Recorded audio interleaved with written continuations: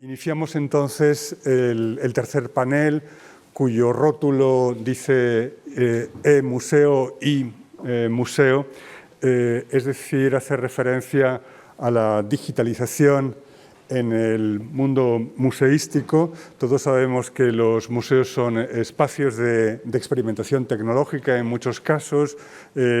Todos sabemos también la fortísima implementación del mundo digital en el museo. Este congreso está siguiéndose online por buena parte de los participantes y quien dice esto pues, puede hablar también del número de visitantes de la página web del museo, de sus prestaciones, la información, la comunicación online, pero también la implementación de recursos en sala, etcétera, etcétera, etcétera. Bueno, para este tema contamos con Javier Pantoja Ferrari como presidente del panel. Javier Pantoja es quien dirige el departamento, el área de desarrollo digital, así se llama.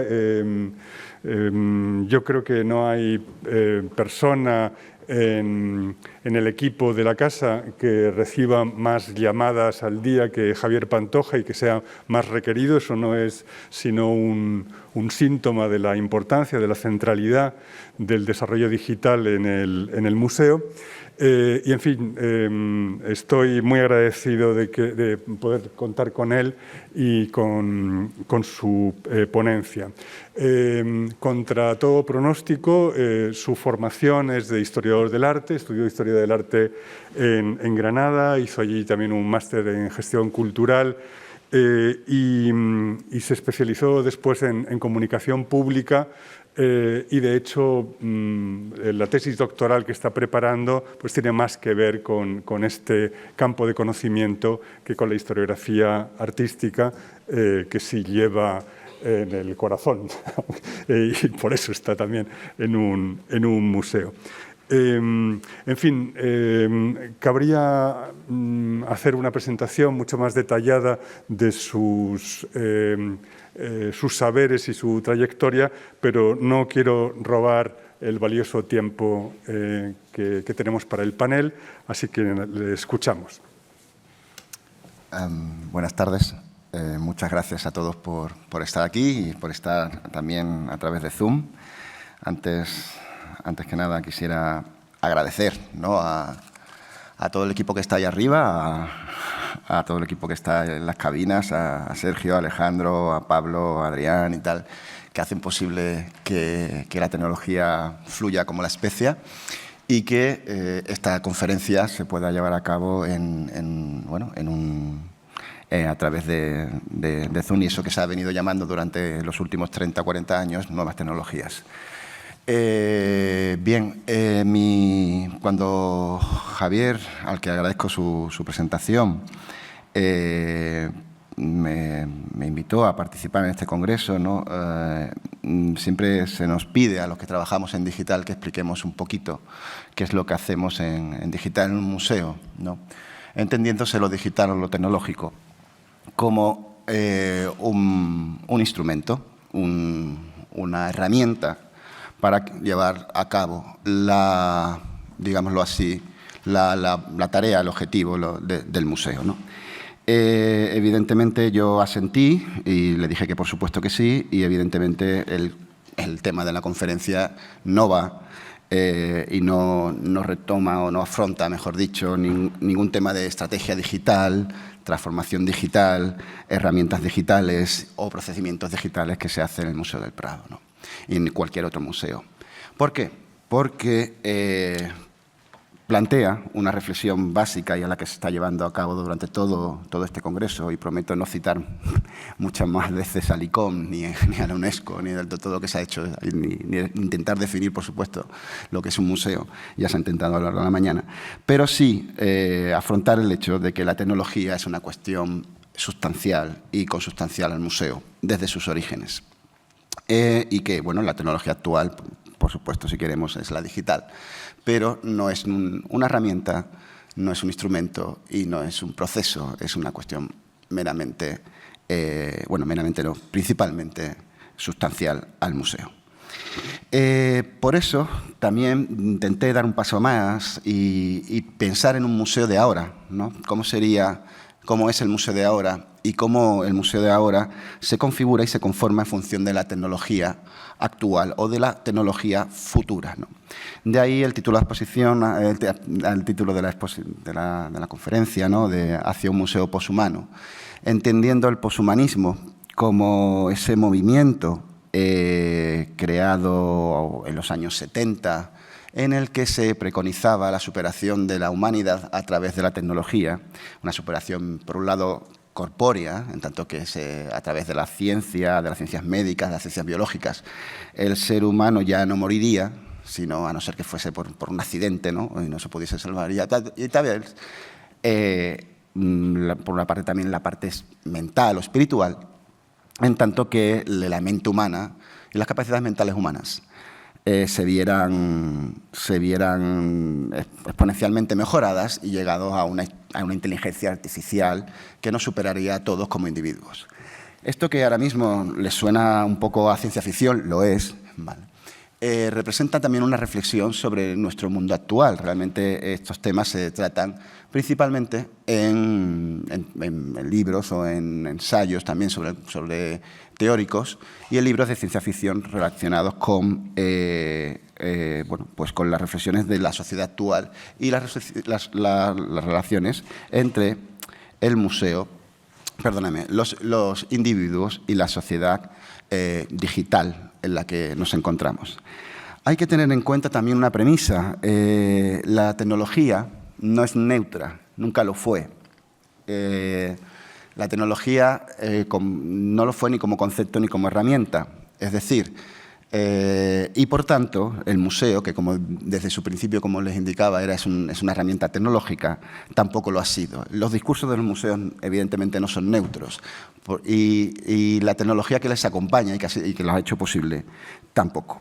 El museo, como tal, es una reflexión sobre dos paradigmas y una llaga, si me permiten, que suponen que es el museo actual. Siento el prejuicio que puedo tener al hablar de un museo y me imagino el museo donde trabajo y un museo como el Prado, ¿no? Pero un gran museo y no un museo pequeño, y siempre que hablo de museo siempre pongo a priori delante, ¿no? Y la idea principal en que el museo se sustenta es, un dispositivo, una interfaz que permite la comunicación entre dos programaciones. Una es la programación ilustrada y otra es la programación romántica. ¿Qué hizo la programación ilustrada? La programación ilustrada, lo ha explicado perfectamente antes el profesor Lesmes, seleccionó las obras, las catalogó, las extrajo, las convirtió en ruina o no, les dio otra nueva vida. Y después la programación romántica les dio un relato, les dio una identidad. De ahí surge el dispositivo, digámoslo así, la interfaz museo. Interfaz en la que vivimos, es decir, una interfaz de museo que tiene un código de programación que es la historia del arte. Podemos hacer, esta mañana la profesora Robles lo ha explicado perfectamente, se podrían hacer museos de otro tipo de cuestiones, pero un museo de obras de arte, su código de programación es la historia del arte. Y esto no es baladí, ni es algo fácil de entender, en tanto que estamos tan inmersos en esta mentalidad que nos resulta complicado entenderlo.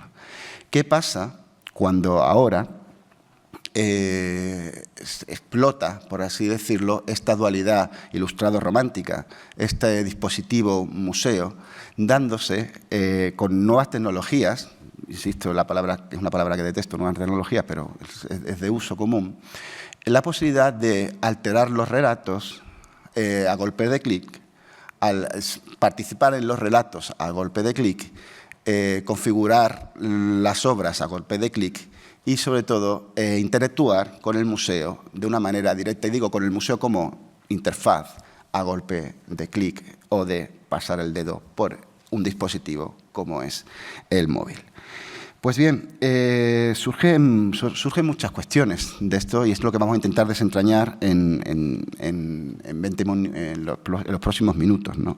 El concepto de poshumano, la primera vez y de transhumanidad como mejora de la humanidad y como a través de la tecnología, la primera vez que se utiliza es increíble que pase esto, pero es verdad, lo hace Julian Huxley.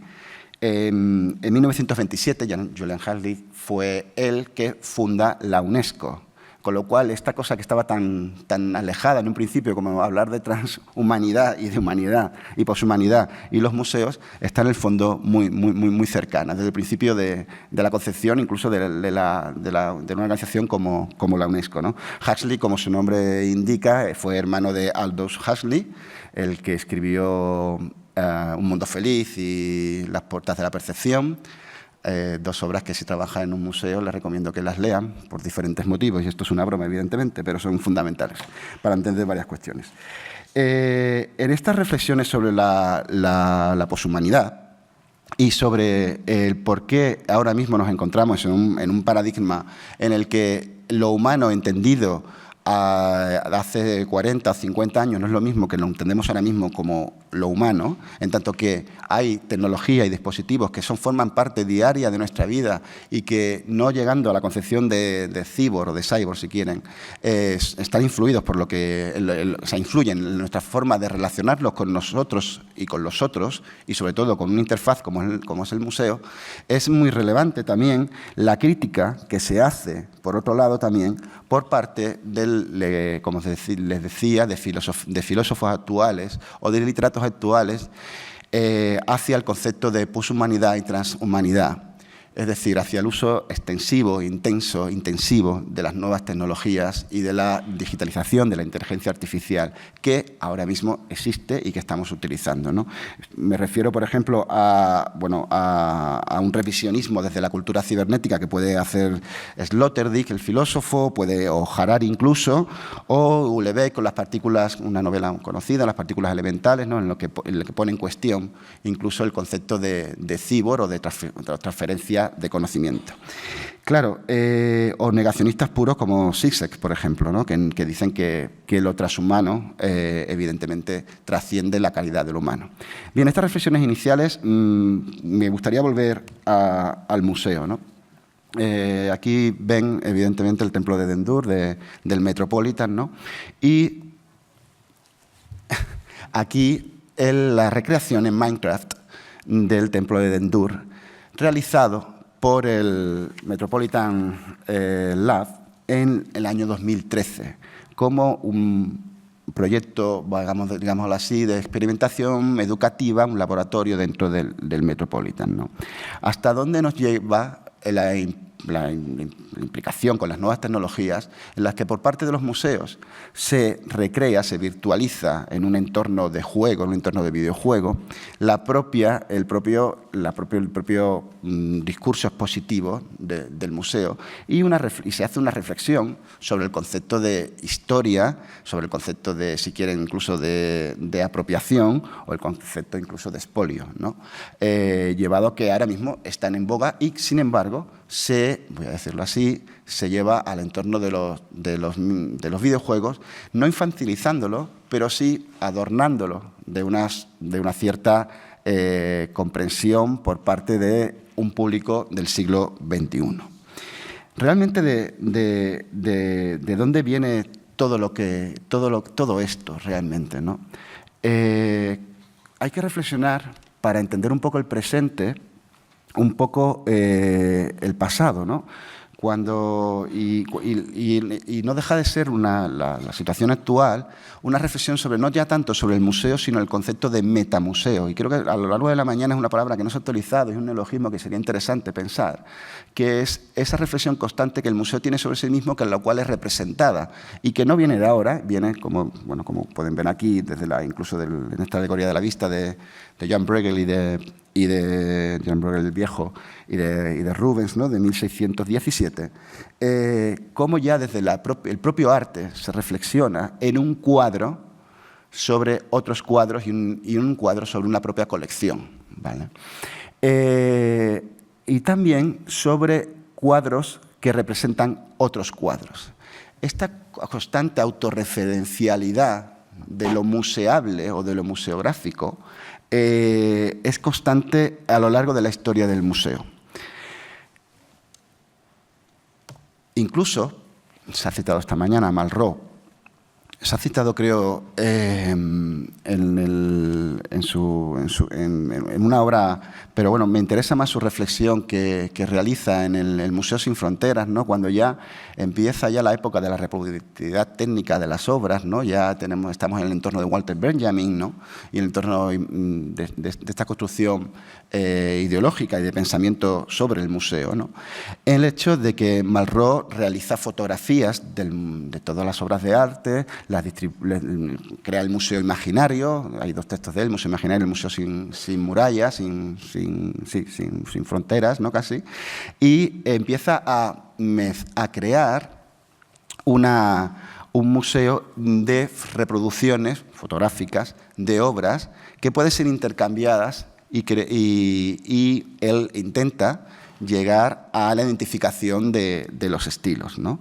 Y a esa identificación que pasa, y seguimos aquí, todavía estamos ya en la reproductividad técnica, pero que no pasa de una mentalidad romántica pura alemana de la voluntad de estilo, porque intenta, como le pasaría, por ejemplo, a Alois Riegel, a identificar estilos dentro de obras muy diferentes. Crea, en el fondo, lo que es un museo normal, es decir, actual, el que conocemos, es decir, un discurso en el que parece que no hay personas artistas ni mujeres artistas, sino que hay un gran discurso histórico, lo comentaba esta mañana la profesora Robles, un discurso histórico que está por encima de la labor incluso de cada artista, ¿no? Y que ese discurso se distribuye por obras, por escuelas nacionales y que, si quieren, pasean por el Prado y lo confirman, y en otros museos internacionales también, ¿no? El discurso que en su representación, como ven, esto es una exposición que se hizo en el 2004, recogiendo incluso, se llamó el grafoscopio, una exposición del museo, un discurso y el grafoscopio era una máquina, un dispositivo de madera, donde se hacía una foto enormemente larga de los cuadros como estaban dispuestos en la galería central. Entonces, con una manivela, era un dispositivo bastante tecnológico para la época, ibas pasando, ibas viendo los cuadros en su disposición por la galería central. Se hicieron 2 o 3 dispositivos, recuerdo, grafoscopios, no se llevó a una gran producción industrial, pero es representativo de esta idea, de lo que el museo en su momento, en su catalogación de las obras, en su discurso de escuela, nación, en su discurso, por un lado, ilustrado, romántico, en su labor como interfaz, se llevó a cabo. Y pasó aquí en el Museo del Prado, ¿no? Y aquí pueden verse la disposición de las obras, ¿no? Tal y como estaban en ese momento en la galería central. Nada muy lejano a lo que puede ser la web actual del Museo del Prado, en su análisis de la colección. Y bien dice el Museo del Prado, claro, a mí me parece estupenda porque trabajo aquí, claro, y es mi responsabilidad, pero la tienen otros museos, ¿no? O sea, quiero decir, es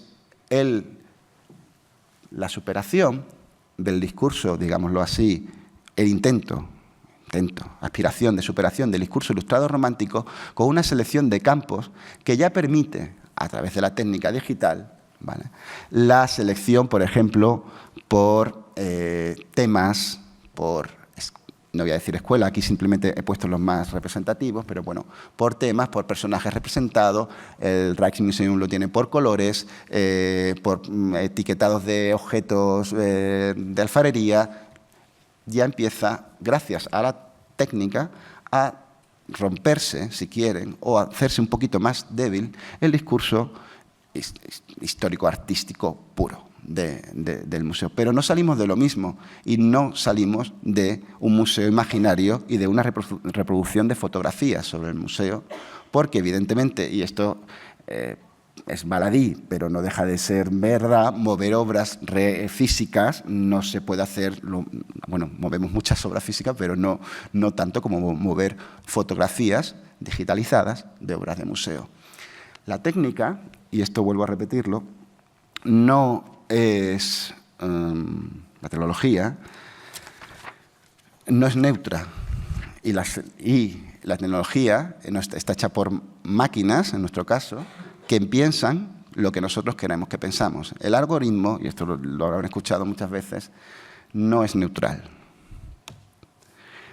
Esta mañana se reflexionaba igual sobre el hecho de que la historia no es una cronología, pero el discurso histórico no deja de serlo.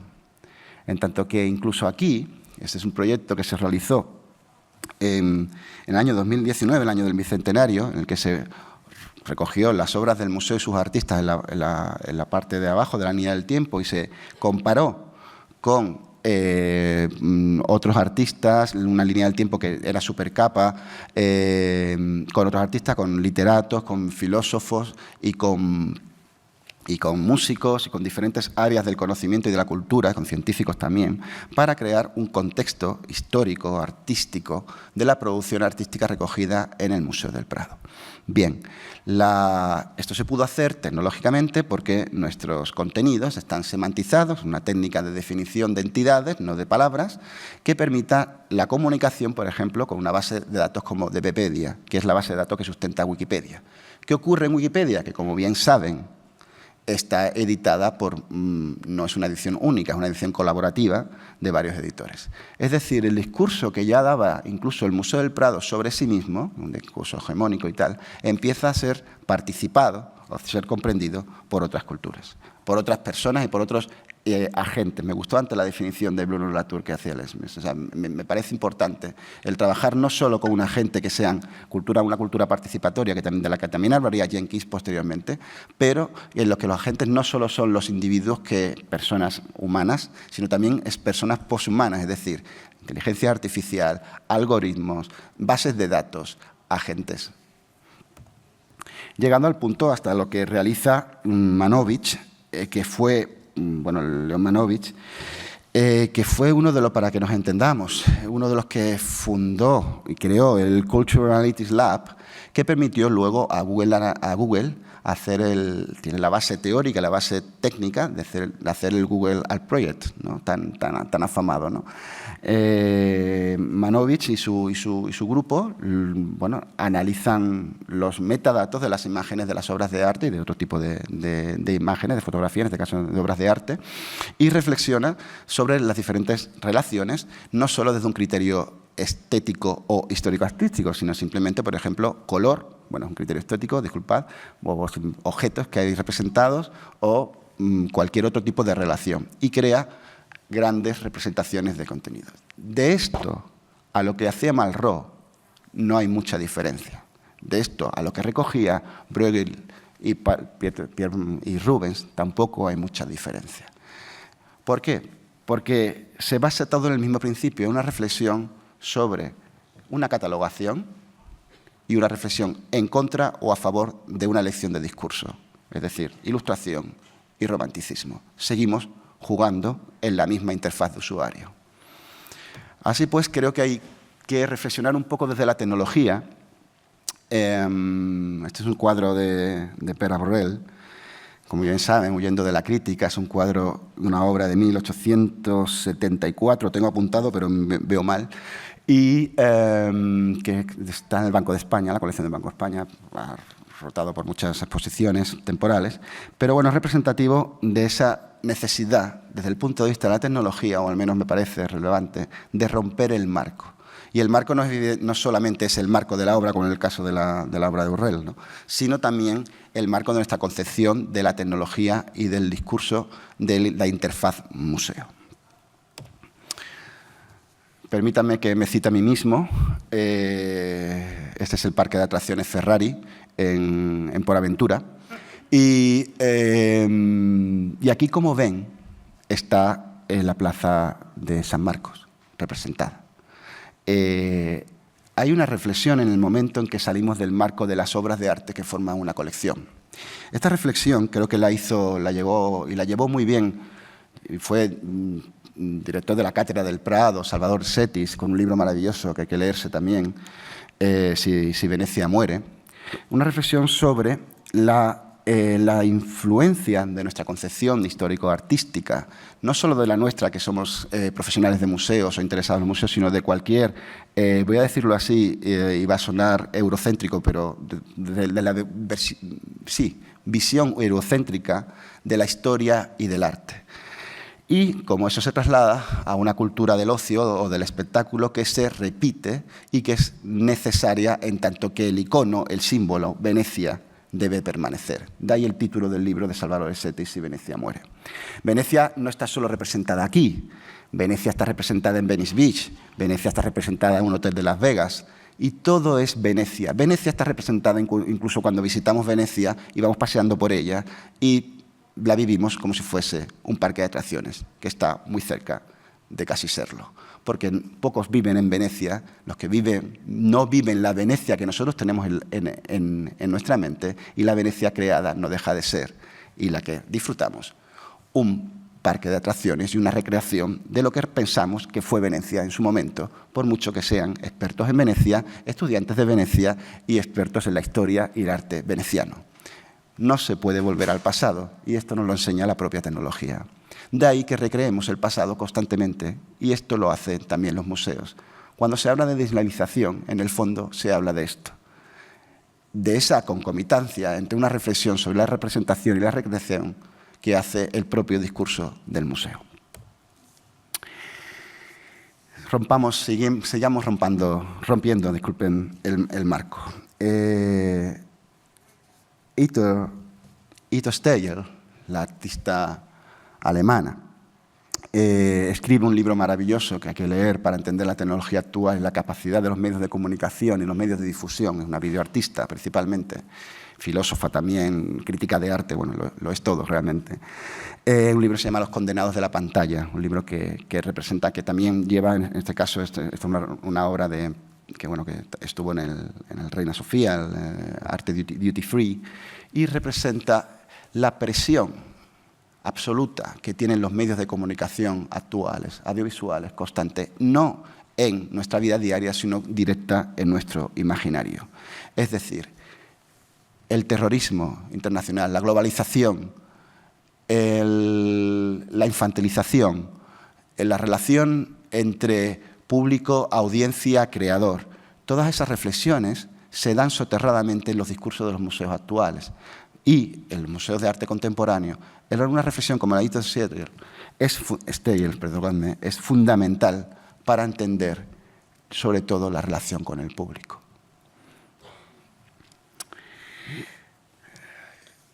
Porque el público, y esta es una obra maravillosa de una exposición aquí realizada en el museo, en la sala B, Making Time, de Thomas Struth, reflexiona y el público nos mira, ¿no? Y la audiencia del museo, mañana Chinchilla hablaba del concepto de que ya no hay visitantes, ya hay públicos, y ya pasaremos a audiencias que ya son globales, y la palabra audiencia en inglés tiene esa connotación de público, ¿no? En castellano está más diferenciado, ¿no?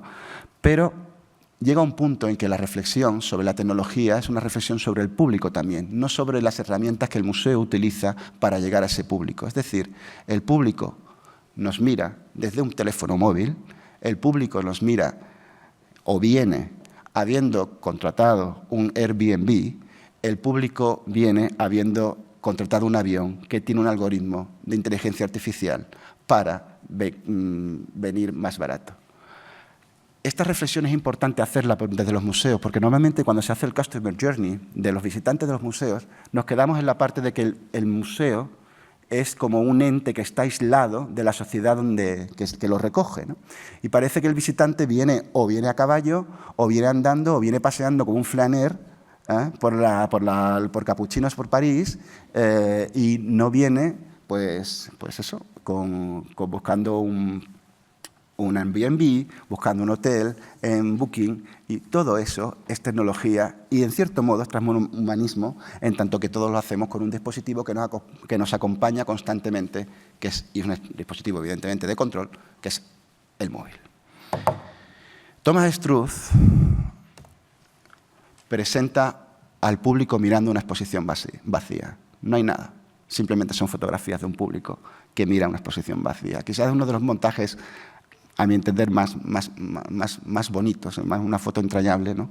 que evoca a esa reflexión, ¿no? El museo mirando a un público que lo mira, pero que, bueno, que quizás el público, esa obra, las obras, las colecciones y tal, está fuera, porque o no le llega o no sabe llegar. Y el museo se encuentra vacío ante ello, ¿no?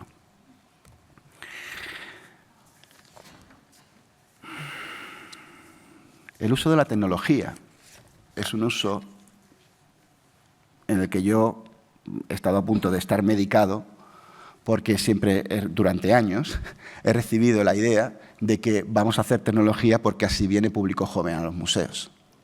Hagamos apps porque así viene público joven a los museos. Hagamos videojuegos porque así viene público joven a los museos. Hagamos lo que sea que haya que hacer con una pantalla porque así viene público joven a los museos. No he llegado a medicarme por este tema, pero sí que me ha achacado la mente de todos los profesionales de los museos que nos hemos dedicado a tecnología. Esta foto, publicada en el New York Times, en la ronda de noche, evidentemente, Rijksmuseum, reflexionaba sobre que el artículo iba así, que los adolescentes están mirando las pantallas y no miran las obras, ¿no? Y qué pasaba, ¿no? Y qué estaba ocurriendo, ¿no? Bien, pues lo que ocurría simplemente es que el Rijksmuseum, su departamento educativo, había hecho un proyecto, que era un proyecto Void, ¿no? Bring Your Own Device, tráete tu propio dispositivo, para, bueno, ir a una cierta intermediación con la obra, ¿no? Y con la interacción con este público, digámoslo así, joven, ¿no? Esta reflexión nos lleva a pensar a veces que la tecnología es solo una herramienta y que de mediación o de una vía de llegar a la tecnología digital, en este caso, ¿no? Y creo que es un error. Creo que es un error porque, primero, les decía, la tecnología no es neutra. La tecnología, por supuesto, puede ayudar mucho, pero también la tecnología tiene implicaciones ontológicas fundamentales. No es lo mismo ver una obra que ver la obra en una pantalla. No es que sea ni mejor ni peor, es otro tipo de conocimiento, otro tipo de experiencia, es otra vía, ¿vale? Pero hay que saber que lo que estás viendo en una pantalla es una reproducción, una fotografía digital. El concepto de experiencia estética, el concepto de sublimación, de aura de la obra de arte, creo que ya superados, lo dejamos para otro momento porque si no me extendería muchísimo. Pero no creo que sea necesario hacer una ética y una moral de la tecnología y sobre todo de enfrentarse, ¿no? a la obra de arte a través de las herramientas, que por un lado pueden ser educativas, como es el caso, por ejemplo, en esta exposición, que bueno, nos servimos, ¿no? Y esto lo hace cualquier departamento ahora mismo de museos, ¿no? Puede ser educativas para ciertos públicos y no tienen por qué ser jóvenes, ¿no? Puede ser cualquier persona, de hecho es lo básico, ¿no? Para hacer llegar este tipo de contenidos, ¿no? Y reflexiones.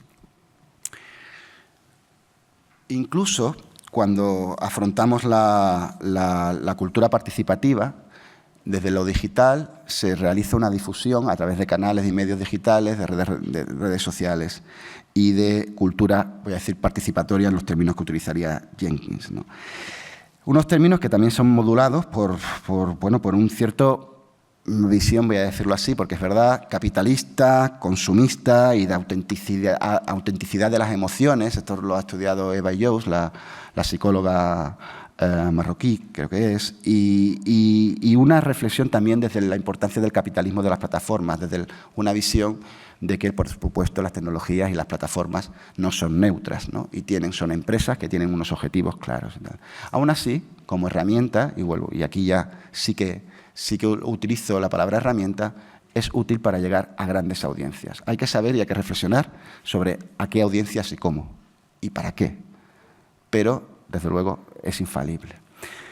La reflexión sobre la tecnología en el museo nos lleva incluso, y me meto en otros campos, a una reflexión sobre el formalismo de la museografía. Es decir, ha afectado incluso a los discursos museográficos, en tanto que vamos a una austeridad, casi llegando al efecto Apple, de vaciado de todo elemento que no sea puro y prístino, como es la obra de arte en los museos, bien iluminada, bien ubicada y bien contextualizada en lo justo, ¿no? Porque ya se contextualiza a través de herramientas digitales de uso propio, ¿vale?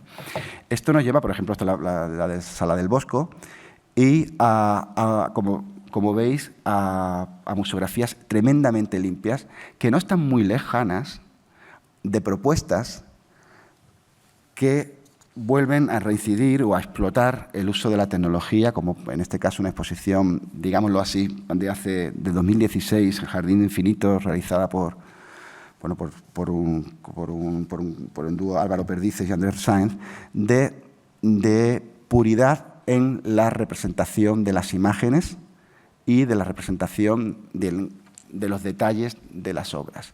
Quizás entre esto y esto, más allá, y lo digo, que de que evidentemente aquí está el Jardín de las Delicias y aquí esto es una pantalla con detalles de la Virgen del Jardín de las Delicias, que no deja de ser una diferencia ontológica importante, no hay mayor diferencia desde el punto de vista museográfico a la hora de enfrentarse a la creación tecnológica de ambos espacios.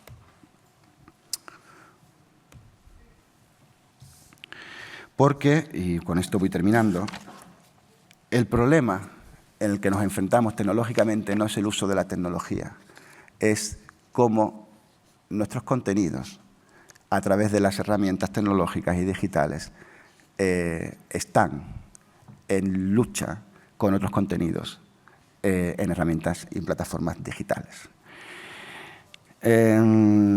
Es una lucha meramente capitalista que puede ser repensada y ha sido muy repensada por diferentes autores, en los que por tiempo no voy a entrar, ¿no? Pero creo que es una reflexión necesaria para el museo. El museo crea relato y el museo crea contenido. Antes el museo creaba discursos, el museo creaba conocimientos, si quieren, y ahora empieza el museo también a crear relato, contenido y experiencia. Y no es una cuestión meramente desde el punto de vista de la herramienta, sino es una cuestión que nos lleva al uso y a la explotación de la tecnología, ¿no? Y el público, la audiencia, se está acostumbrando. ¿Por qué? Cuando vino el coronavirus, incluso el coronavirus, lo primero que se hizo fue se hizo un museo del coronavirus en China, no me va a salir la palabra. Aquí es el museo del coronavirus en China, ¿no? Que puede tener un punto de propaganda, como lo tienen todos los museos, no pasa nada, no somos neutros, ¿vale? Ya lo que cada uno le guste de la propaganda. Y se reflexionaba sobre, en este caso, se museografiaban los trajes, ¿no? los EPI, ¿no? Cualquier tipo de cuestión. En este momento, cuando el coronavirus estábamos todos confinados y el museo estaba en esta situación, incluso con pantallas, mascarillas y tal, esto ya fue casi después de pasar el confinamiento, el museo físico estaba así, creo que le he pisado la fotografía o me la ha pisado igual Carlos Jiménez Cuenca, que la ha puesto antes, había un consumo, y voy a decir la palabra consumo, tremendo de contenidos culturales. Y había un mercado tremendo de contenidos culturales, esos 3 meses. Y en esa lucha participaron los museos y participamos nosotros. El tiempo era un tiempo que estábamos en casa, había gente que estábamos trabajando en crear contenidos de consumo cultural. No pasa nada, pero el día tiene 24 horas, de las cuales, si no tienen mucho insomnio, duermen 7 u 8. Tienen que comer, tienen que atender a sus hijos si los tienen, tal. ¿Cuánto tiempo tienen realmente para leer un libro, ver una película, ver un vídeo, leerse un catálogo, ver una serie? En esa lucha, desde el punto de vista del contenido, están los museos. Y esa lucha creo que no se habla en las definiciones del ICOM, y siento haber citado de nuevo el ICOM de hoy en estos días. Pero creo que es importante pensar que, y esto es un dato y ya termino, que en esta lucha también están los museos. por último, y ya cierro, y simplemente parece un diástole-sístole, ¿no?, de un cardiograma, pero es la curva de las visitas a la web del año del confinamiento, del año 2020. Las líneas que están abajo, por los últimos meses, es lo que ahora mismo más o menos tenemos. Los voy a decir así, unos entre 25.000 visitas diarias. La curva que ven aquí son los 3 meses. Esos 3 meses de acceso a la web, acceso a sus redes sociales, que también fueron muy buenas estadísticas. En esa lucha, a través de la tecnología, estábamos en esos meses, ¿no? Y por eso les decía que desde el principio, desde el principio, la tecnología no es neutra, los museos no son neutros, y los museos, desde luego, tienen que mirar a la sociedad, que por supuesto está ya a un punto de llegar a la condición poshumana, y hacerse una reflexión sobre ellas. Por último, un solo detalle. Las próximas semanas, Jorge Carrión publicará un libro que se llama Membrana. Es un libro que es como es un escritor, filósofo, comentarista. Bueno, ese libro trata sobre el Museo del siglo XXI. El Museo del siglo XXI, en ese libro de ciencia ficción, es dirigido por una inteligencia artificial que se llama a sí misma en plural y en femenino. Nosotras. Muchas gracias a todos.